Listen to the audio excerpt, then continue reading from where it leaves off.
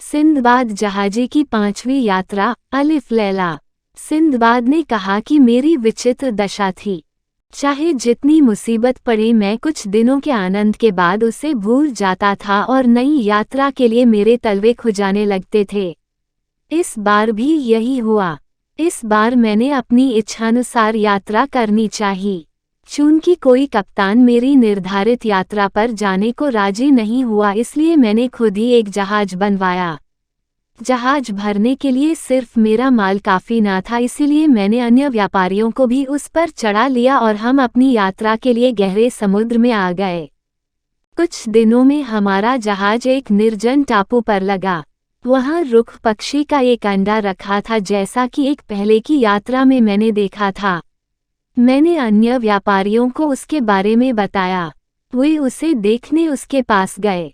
उस अंडे में से बच्चा निकलने वाला था। जब जोर की ठक ठक की आवाज के साथ बच्चे की चोंच अंडा तोड़कर निकली तो व्यापारियों को सूझा कि रुख के बच्चे को भूनकर खा जाएं।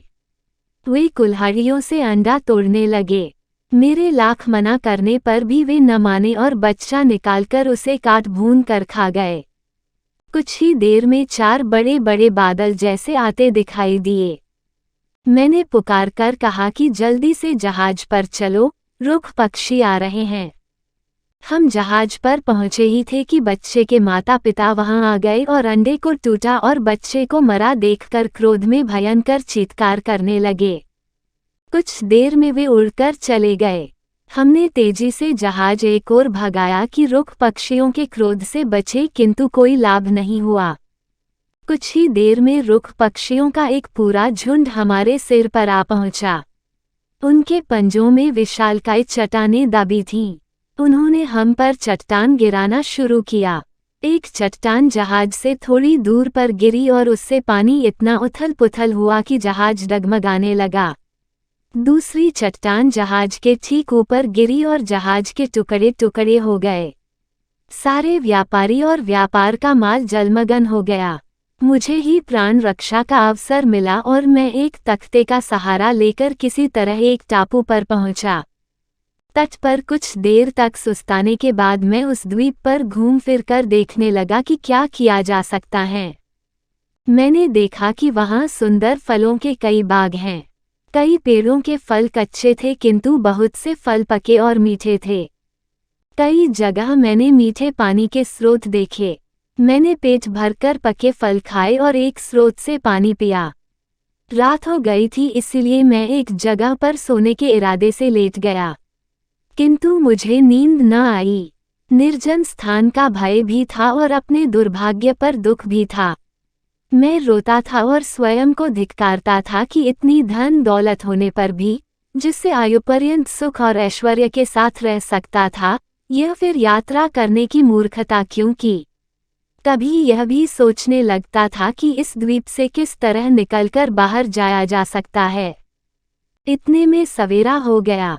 मैं भी अपनी उधेड़बुन को छोड़कर उठ खड़ा हुआ और फल वाले पेड़ों को घूम घूम कर देखने लगा। कुछ ही देर में मैंने देखा कि वहां किनारे एक बूढ़ा बैठा है। वह बहुत कमजोर लगता था और मालूम होता था कि उसकी कमर से नीचे का भाग पक्षाघातग्रस्त है। पहले मैंने सोचा कि यह भी मेरी तरह का कोई भूला भटका यात्री है जिसका जहाज डूब गया है। मैंने उसके समीप जाकर उसका अभिवादन किया। उसने कुछ उत्तर न दिया, केवल सिर हिलाया।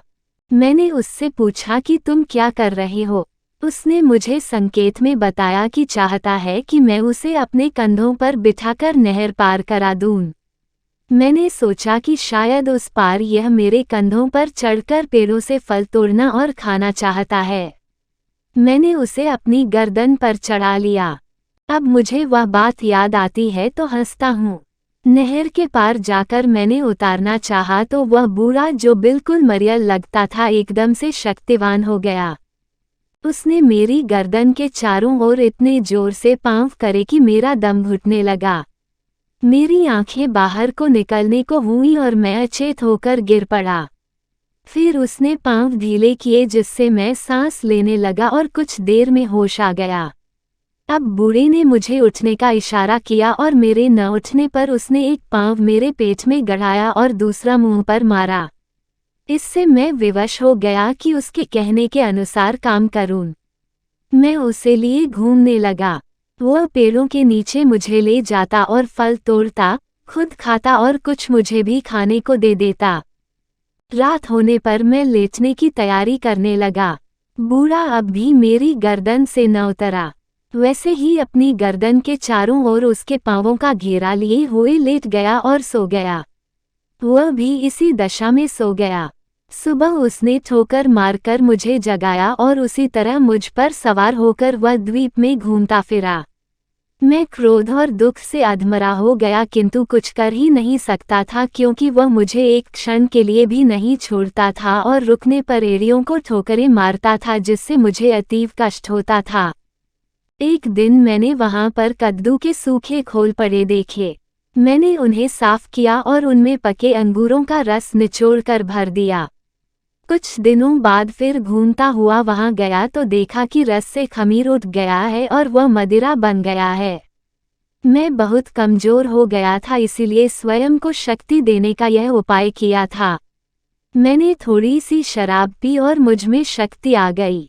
मैं तेजी से चलने लगा और गाने भी लगा। बूढ़े को यह देखकर आश्चर्य हुआ। उसने इशारे से एक कद्दू की शराब देने के लिए कहा। मैं तो 2-4 घूंट ही लेता था। उसे थोड़ी मदिरा पीकर आनंद आया तो वह एकदम से पूरे कद्दू की शराब पी गया। इससे उसे तेज नशा चढ़ाया। वह गाने लगा और झूमने और डगमगाने लगा। जब मेरी गर्दन पर उसकी पकड़ ढीली हो गई तो मैंने उसे पृथ्वी पर पटक दिया। उसके गिरते ही मैंने एक पत्थर से उसका सिर कुचल कर उसे मार डाला। मुझे उसी पकड़ से छूटकर बड़ा सुख मिला और मैं समुद्र तट पर आ गया। संयोग से उसी समय एक जहाज के कुछ लोग जहाज में मीठा पानी भरने उस द्वीप में उतरे। उन्हें मेरी कहानी सुनकर बड़ा आश्चर्य हुआ।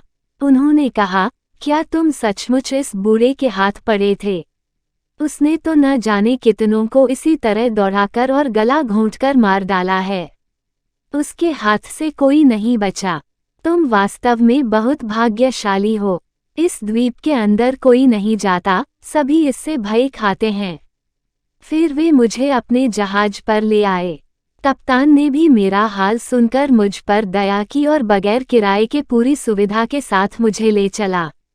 यात्रा के दौरान एक बड़े व्यापारी से मेरी गहरी मित्रता हो गई। एक अन्य द्वीप पर पहुंचकर उस व्यापारी ने अपने कई नौकर जमीन पर भेजे और मुझे एक टोकरा देकर कहा कि इनके साथ चले जाओ और जैसा यह करे वैसा ही तुम भी करना और इनसे अलग न होना, वरना बड़ी मुसीबत में फंस जाओगे। मैं सब आदमियों के साथ टापू पर उतर गया। द्वीप पर नारियल के बहुत से पेड़ थे, किंतु वे इतने ऊंचे थे कि उन पर चढ़ना असंभव लगता था। वहां बहुत से बंदर भी थे। वे हमारे डर से तुरंत पेड़ों पर चढ़ गए। अब मेरे साथियों ने यह किया कि ढेले पत्थर जमा किए और बंदरों पर फेंकने लगे। मैंने भी ऐसे ही किया। बंदर क्रोध में आकर नारियल तोड़ तोड़कर हम लोगों के सिरों पर फेंकने लगे। कुछ ही देर में सारी जमीन पर नारियल बिछ गए। हम लोगों ने नारियलों से टोकरे भरे। मैं इस प्रकार नारियल प्राप्त होने पर आश्चर्य में पड़ गया। फिर मैं उन लोगों के साथ शहर में आया जहां नारियल अच्छे दामों में बिक गए। व्यापारी ने नारियलों की कीमत में मेरा हिस्सा मुझे देकर कहा कि तुम रोज इसी तरह जाकर नारियल जमा किया करो और उनसे जो पैसा मिले उसे बचाते जाओ। कुछ दिनों में तुम्हारे पास इतना धन इकट्ठा हो जाएगा कि आसानी से अपने देश को वापस जा सकोगे। मैंने उसकी बात मानी और कई दिन तक इसी तरह नारियल बेचता रहा। मेरा पास इस सौदे से पर्याप्त धन हो गया। कुछ दिनों बाद जिस जहाज ने मुझे बचाया था वह उस बंदरगाह से चला गया। मैं वहीं रुक गया क्योंकि मैं दूसरी ओर जाना चाहता था। मैंने बहुत से नारियल अपने पास भी जमा कर लिए थे। कुछ दिनों में एक जहाज उधर जाने वाला आया जिधर मैं जाना चाहता था। मैं अपनी नारियल की खेप लेकर सवार हुआ।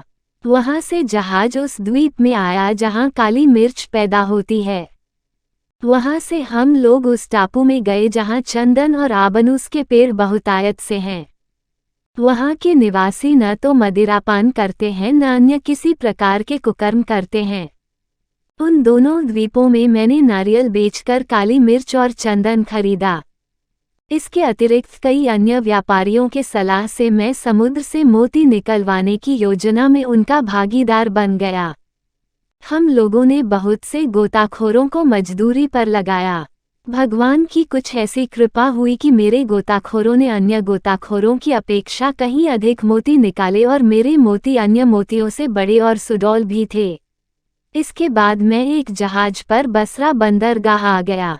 वहां पर मैंने काली मिर्च, चंदन और मोतियों को बेचा तो मेरी आशा से कहीं अधिक लाभ हुआ। मैंने उसका 10वां भाग दान में दे दिया और अपने सुख सुविधा की वस्तुएं खरीदकर बगदाद में अपने घर पर आकर रहने लगा। 5वीं यात्रा का वृतांत सुनाकर सिंदबाद ने हिंदबाद को फिर 400 दीनारें दी और उसे तथा अन्य मित्रों को विदा करके अगले दिन फिर नया यात्रा वृतांत सुनने के लिए आमंत्रित किया। अगले दिन सब आए और खाना पीना होने के बाद यात्रा वृतांत आरंभ हो गया।